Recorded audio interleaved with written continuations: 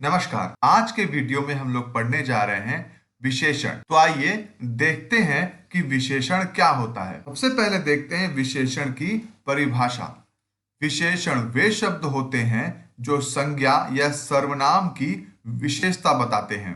संज्ञा या सर्वनाम की विशेषता, विशेषता यानी कि कोई संज्ञा या कोई सर्वनाम कैसा है। तो इस शब्द पर ध्यान दीजिएगा, कैसा, कोई चीज कैसी है, इस चीज के बारे में बताते हैं विशेषण।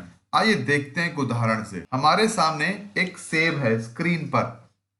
तो ये सेब कैसा है? यह सेब लाल है। हम कह सकते हैं कि जो लाल शब्द है वह इस सेब के बारे में हमें बता रहा है कि ये कैसा है।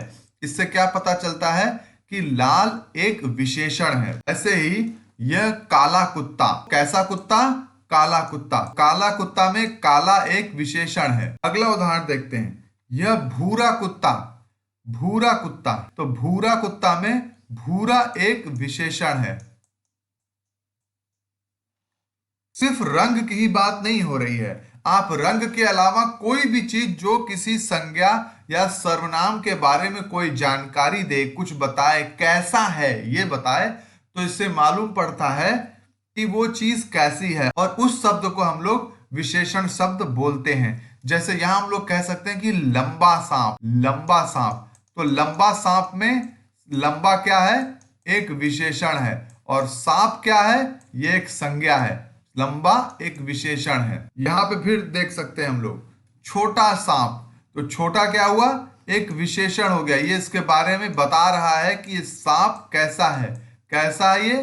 छोटा है, छोटा सांप। तो इस बात को ध्यान रखिएगा, कैसा शब्द, ठीक है, कैसा शब्द पर ध्यान। कोई चीज कैसा है या कैसी है ये हमको मालूम पड़ता है विशेषण से। ऐसा शब्द जो इस प्रश्न का उत्तर दे, ऐसा शब्द जो इस प्रश्न का उत्तर दे। किस प्रश्न का? कैसा और कितना, ठीक है। ऐसा शब्द जो इन दो प्रश्नों का उत्तर दे वो विशेषण होता है। जैसे कोई चीज कैसा है या कैसी है, ठीक है। तो ये तो हमने उदाहरण में देख लिया, जैसे लंबा, छोटा, काला, भूरा, सफेद, इस तरह की चीज क्या हो गई? ये तो कैसा का उत्तर है, ठीक है। अब कितना का भी उदाहरण हो सकता है, जैसे 4 सेब, 4 सेब, ठीक है। तो इसमें 4 क्या है? 4 एक विशेषण है, क्योंकि ये बता रहा है कि सेब कितने हैं, ठीक है, सेब कितने हैं। तो हमको विशेषण से दो चीजें मालूम पड़ती है कि कोई संज्ञा कैसी है, संज्ञा या सर्वनाम, और कोई संज्ञा या सर्वनाम कितना है या कितने हैं, कितनी है, ठीक है। गिनती, गिनती कह सकते हैं, परिमाण कह सकते हैं, ठीक है। जैसे 2 लीटर दूध, 2 लीटर दूध। तो इसमें दूध क्या है? संज्ञा हो गई। लेकिन 2 लीटर क्या है? विशेषण हो, क्योंकि हमको ये बता रहा है कि कितना दूध। तो इन दो प्रश्नों का उत्तर देता है विशेषण, ठीक है। अब हम लोग विशेषण के कुछ उदाहरण भी देख लेते हैं ताकि हमको और अच्छे से समझ में आए। राधा बहुत सुंदर लड़की है। संज्ञा क्या है इसमें? लड़की। अब लड़की का विशेषण कौन बता रहा है? कौन सा शब्द? सुंदर। यानी राधा कैसी है? सुंदर है। तो राधा के बारे में जो शब्द बता रहा है वो क्या है? सुंदर, ठीक है। तो यानी सुंदर क्या हो गया? विशेषण हो गया। जैसा कि आप ऊपर उदाहरण में देख सकते हैं, राधा एक लड़की का नाम है। राधा नाम एक संज्ञा है, राधा नाम भी एक संज्ञा है, ठीक है। यहां भी ये भी संज्ञा, लड़की भी। सुंदर शब्द एक विशेषण है जो संज्ञा शब्द की विशेषता बता रहा है। क्योंकि सुंदर शब्द संज्ञा की विशेषता बता रहा है, इसलिए यह शब्द विशेषण कहलाएगा। जिस शब्द की विशेषण विशेषता बताता है उस शब्द को विशेष कहते हैं।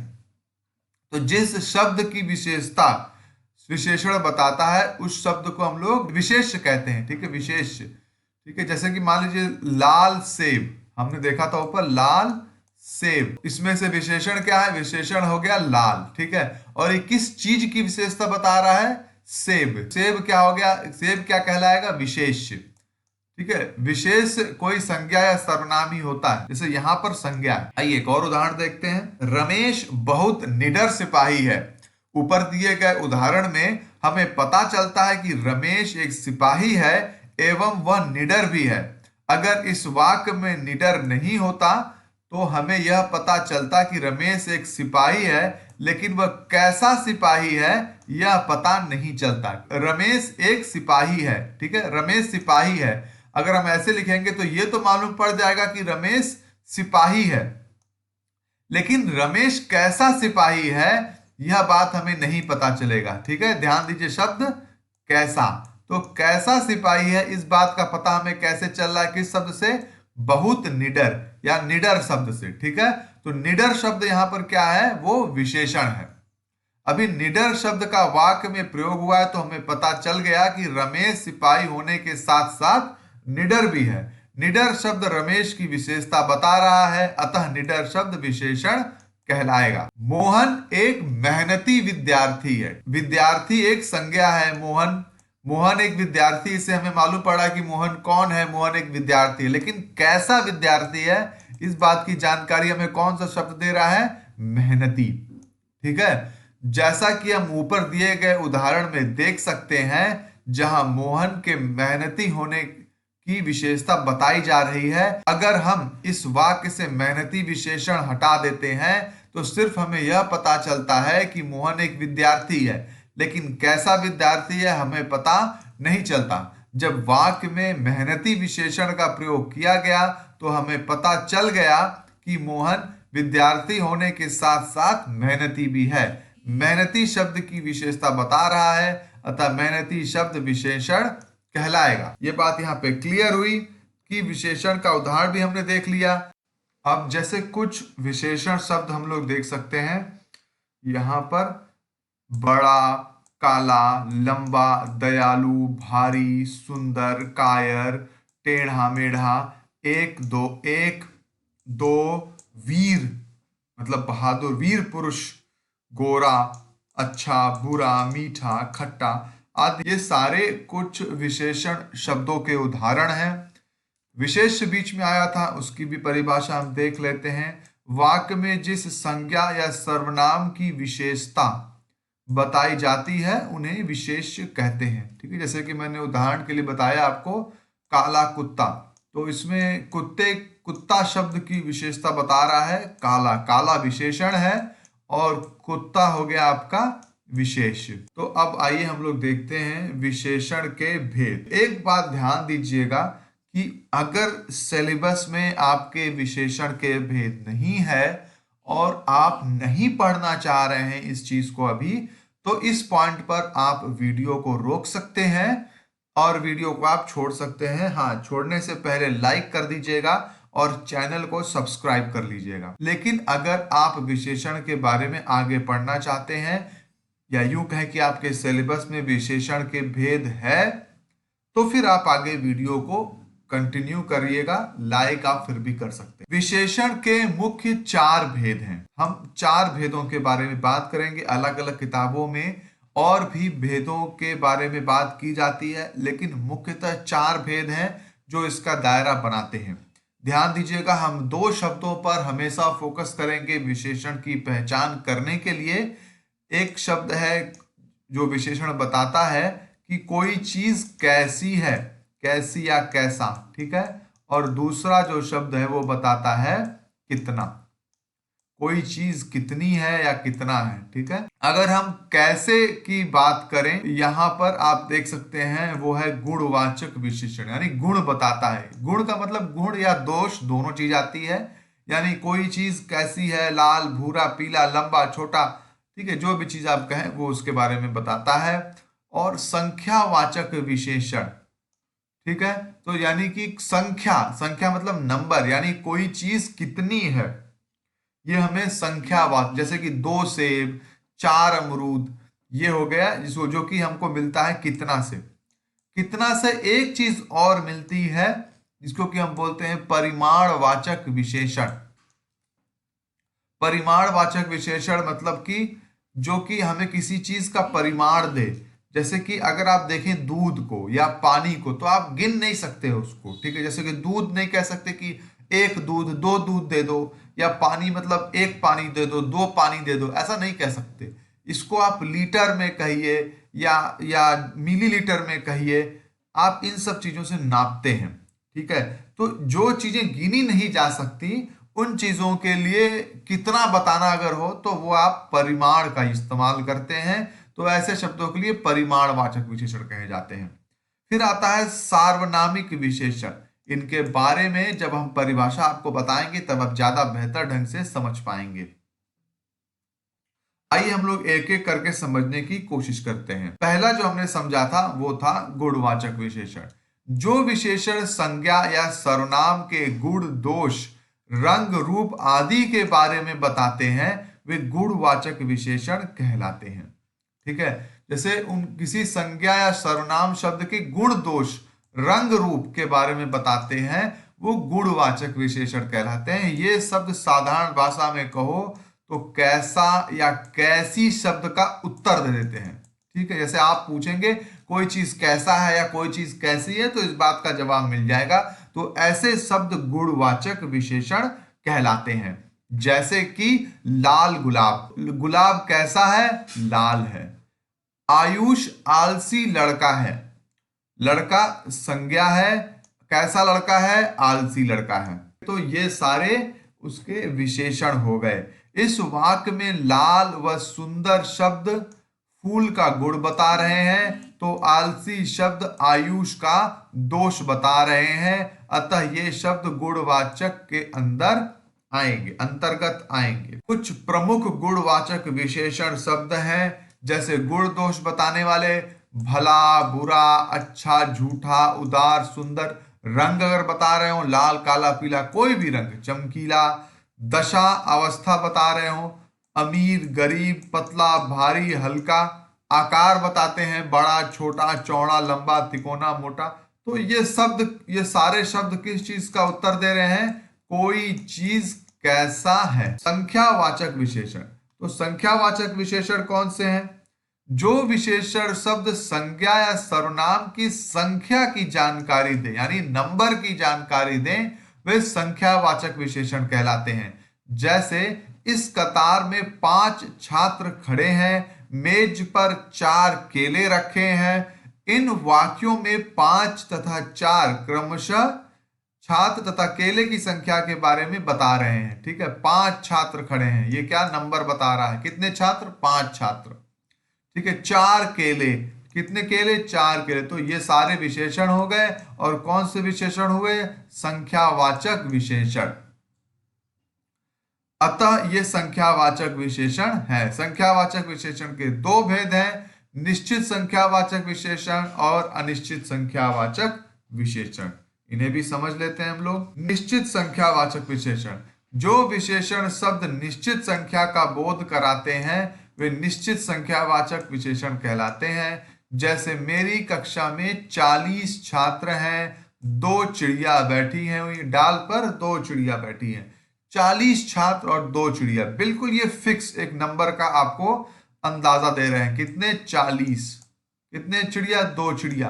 ठीक है, यानी कि निश्चित नंबर का आपको अंदाजा दे रहे हैं। तो ऐसे शब्द, ऐसे विशेषण शब्द जो निश्चित संख्या का अनुमान लगाते हैं, जो निश्चित संख्या बताते हैं, उन्हें निश्चित संख्यावाचक विशेषण कहते हैं। इन 2 वाक्यों में विशेषण की निश्चित संख्या का बोध हो रहा है। जैसे कक्षा में कितने छात्र हैं? 40 और डाल पर कितनी चिड़िया बैठी हैं? 2। आइए आगे चलते हैं। अनिश्चित संख्यावाचक विशेषण, वे संज्ञा शब्द जो विशेष की निश्चित संख्या का बोध न कराते हो वे अनिश्चित संख्यावाचक विशेषण कहलाते हैं। जैसे कुछ बच्चे। ठीक है, ये भी आपको कितने शब्द, कितना होने का ही उत्तर दे रहे हैं। कितने बच्चे? कुछ बच्चे। ठीक है, कितने का ही उत्तर दे रहे हैं। कितने बच्चे? कुछ बच्चे। कम छात्र, कई घोड़े, लेकिन निश्चित नंबर आपको नहीं बता रहे हैं। ओके, एक निश्चित संख्या आपको नहीं बता रहे हैं, इसलिए क्या कहलाएंगे? अनिश्चित संख्यावाचक विशेषण। आइए हम लोग परिमाणवाचक विशेषण पे चलते हैं। जो विशेषण शब्द संज्ञा या सर्वनाम की परिमाण अर्थात माप तोल संबंधी जानकारी दें वे परिमाणवाचक विशेषण कहलाते हैं। जैसे 4 किलो चीनी, 2 लीटर दूध। ठीक है, तो 4 किलो चीनी, 4 किलो, 2 लीटर दूध। अब आप नहीं कहते हैं कि 2 चीनी दे दो, 2 लीटर दूध, 5 मीटर कपड़ा, ये परिमाणवाचक विशेषण हो गए। इसमें भी दो होता है, निश्चित और अनिश्चित। निश्चित परिमाणवाचक, जो विशेषण शब्द निश्चित मापतोल बताते हैं, ठीक है, जैसे 2 मीटर कपड़ा, निश्चित बता रहा कितना कपड़ा, 2 मीटर, 1 लीटर दूध, ठीक है, ये तो क्या हो गया, ये निश्चित परिमाणवाचक। अनिश्चित कौन से हो गए, जो विशेषण शब्द माप तोल नहीं बताते वे अनिश्चित परिमाणवाचक, जैसे थोड़ा चीनी, थोड़ी चीनी, कुछ खिलौने, तो ये क्या हो गया, ये सब ये अनिश्चित परिमाणवाचक हो गया। सार्वनामिक या संकेतवाचक विशेषण, जो सर्वनाम विशेषण के रूप में प्रयुक्त होते हैं उन्हें सार्वनामिक विशेषण कहते हैं। जैसे वह लड़की अच्छी है, वह पुस्तक मेरी है, यहां पर वह सार्वनामिक विशेषण है। तो यह एक ऐसा सर्वनाम है जो कि विशेषण के रूप में प्रयोग होता है, तो उसे सार्वनामिक या संकेतवाचक विशेषण कहते हैं, इसका संकेतवाचक भी नाम। अब जो अगला टॉपिक हम उठा रहे हैं वो है विशेषणों की तुलना। फिर से मैं आपसे कहूंगा, अगर आपका अगला टॉपिक सिलेबस में नहीं है तो आप वीडियो को यहीं पर रोक सकते हैं, देखना बंद कर सकते हैं, लेकिन हाँ, जाने से पहले लाइक, सब्सक्राइब और वीडियो को शेयर जरूर करें। तो चलिए हम लोग आगे बढ़ते हैं। विशेषणों की तुलना, विशेषणों की तुलना कैसे की जाती है, तो विशेषणों की तुलना करने में 3 स्वरूप हैं, 3 अवस्थाएं हैं। पहले तो हमें यह समझना आवश्यक है कि ये विशेषणों की तुलना का क्या मतलब निकलता है। हमने ऊपर एक उदाहरण लिया था वीडियो के प्रारंभ में कि एक लंबा सांप है और एक छोटा सांप। तो ये जो लंबा सांप है, मान लीजिए कि हमें हमारे सामने 2 सांप आ जाए और हमें तुलना करनी हो इन दोनों में कि लंबा, अगर देखा जाए तो लंबा ये भी है और लंबा ये भी है, तो लेकिन कौन सा ज्यादा लंबा होगा। अक्सर हम 2 चीजों में तुलना करते हैं, 2 चीजों के गुणों में तुलना करते हैं, ठीक है। 2 काले कुत्ते आ जाए या 2 लाल सेब आ जाए, तो अब हम तुलना करेंगे कि कौन सा ज्यादा लाल है, कौन सा कम लाल है। 2 मोटे इंसान आ जाए, 2 मोटे आदमी आ जाए, अब हम तुलना कर सकते हैं कौन ज्यादा मोटा है। जब हम तुलना करते हैं 2 लोगों के गुण और दोष का, तो किस तरीके से तुलना की जा रही है, यही चीज हमें विशेषणों की तुलना से पता चलता है। किसी व्यक्ति वस्तु के गुण दोष की तुलना अन्य व्यक्ति वस्तु के साथ करने की अवस्था को विशेषण की तुलना कहते हैं। तुलना की दृष्टि से विशेषण की 3 अवस्थाएं होती हैं। 3 अवस्थाएं हैं, पहला है मूलावस्था, दूसरा है उत्तरावस्था और तीसरा है उत्तमावस्था। अब इनको समझते हैं कि मूलावस्था क्या है, उत्तरावस्था क्या है और उत्तमावस्था क्या है। मूलावस्था, जब किसी व्यक्ति वस्तु के दोष में विशेषण का प्रयोग हो, यानी साधारण तौर पे विशेषण का प्रयोग हो, जैसे कि वह एक अच्छा व्यक्ति है, ठीक है, वह बलवान आदमी है, हमने किसी से तुलना नहीं की इसकी। जब हम तुलना ना करें इसकी तो वो कहलाता है मूलावस्था। हम कोई तुलना करके नहीं बता रहे हैं, ठीक है, साधारण रूप से बता रहे हैं कि वह एक अच्छा व्यक्ति है, वह एक बलवान बालक है, वह एक बुद्धिमान व्यक्ति है, ठीक है, वह छोटा सांप है। तो हमने किसी से कोई तुलना नहीं की। वह एक लंबा सांप है, वह सफेद घोड़ा है, ठीक है, तो हमने कहीं किसी से कोई तुलना नहीं की। जब तुलना नहीं की तो वह हो गया मूलावस्था। उत्तरावस्था या तुलनावस्था क्या होता है, तुलनावस्था वो होता है जब हम 2 व्यक्ति या 2 वस्तु के बीच में या 2 प्राणियों के बीच में गुण दोष की तुलना करते हैं। जैसे 2 लोगों के बीच में जब तुलना हो, 2 लोगों के बीच में, एक व्यक्ति और दूसरा व्यक्ति, या एक सामान दूसरा सामान, या एक जीव दूसरा जीव, किसी 2 लोगों के बीच में जब तुलना होती है तो वो क्या कहलाता है, उत्तरावस्था अथवा तुलनावस्था, ठीक है। जैसे 2 सांप हो गए, ठीक है, तो ये इससे अधिक लंबा है कह सकते हैं। नेवला सांप से अधिक बलशाली होता है, ओजस्व आयुष से अच्छा है। 2 लोगों के बीच में हम तुलना कर रहे हैं, ओजस और आयुष, नेवला और सांप, तो ये क्या कहलाती है, उत्तरावस्था। इसके बाद उत्तमावस्था आती है। दो से अधिक व्यक्तियों वस्तुओं की तुलना हो, जब दो लोगों से अधिक की तुलना हो, दो से ऊपर, दो प्लस, टू प्लस हो, ठीक है, दो से ऊपर एक व्यक्ति है, दो व्यक्ति हैं, तीन व्यक्ति हैं, दो से अधिक हो गए, इनके बीच जब तीन लोग के बीच जब आपस में तुलना होगी तो वो क्या कहलाएगा? उत्तमावस्था। दो से अधिक अच्छा या बुरा बताए, जैसे राम सबसे अच्छा लड़का है, सबसे अच्छा। तो अब ये सिर्फ दो लोग के बीच में नहीं तुलना हुई, ये दो से अधिक लोग के बीच में हो गई, ठीक है। हिंदी में तुलनात्मक विशेषण बताने के लिए विशेषण शब्दों में तर या तम जैसे लगाए जाते हैं। जैसे आइए उदाहरण देके समझते हैं हम लोग। तो आपको मेरे ख्याल से ये बात समझ में आ गई होगी। मूलावस्था में मतलब कोई किसी से तुलना नहीं कर रहा है, बस एक व्यक्ति के बारे में बता रहे हैं हम लोग। उत्तरावस्था में दो लोग के बीच की तुलना हो रही है, दो लोगों के बीच में कंपेयर, दो लोगों के बीच में अच्छा या बुरा बताया जा रहा है, ठीक है। और उत्तमावस्था में दो से ऊपर, टू प्लस, ठीक है, तीन, तीन से अधिक, कुछ भी लोगों के बीच में तुलना की जा रही है, ठीक है। जैसे कि उच्च, उच्चतर, उच्चतम। गरिमा एक सुंदर लड़की है, मूलावस्था। गरिमा श्वेता से सुंदरतर है, उत्तरावस्था। गरिमा और श्वेता में तुलना की गई। गरिमा पूरी कक्षा में सुंदरतम है, तो उत्तमावस्था। दो लोगों से अधिक, पूरी कक्षा में लेकर तुलना की गई। तो ऐसे ये सारे हैं, महान, महत्तर, महत्तम, ठीक है। तो आपको इस चीज को ध्यान रखना होगा। इसी के साथ हम आपकी इस वीडियो को समाप्त कर रहे हैं। उम्मीद करता हूं आपके सारे बिंदु आपको समझ में आए होंगे। फिर भी अगर कोई बिंदु समझ में नहीं आया है तो कृपया करके कमेंट में जरूर बताएं हमें। साथ ही साथ अगर आपको वीडियो कुछ काम का लगा हो, आपको थोड़ा भी पसंद आया हो, तो इसे लाइक करें, शेयर करें और सब्सक्राइब करें। धन्यवाद मित्रों।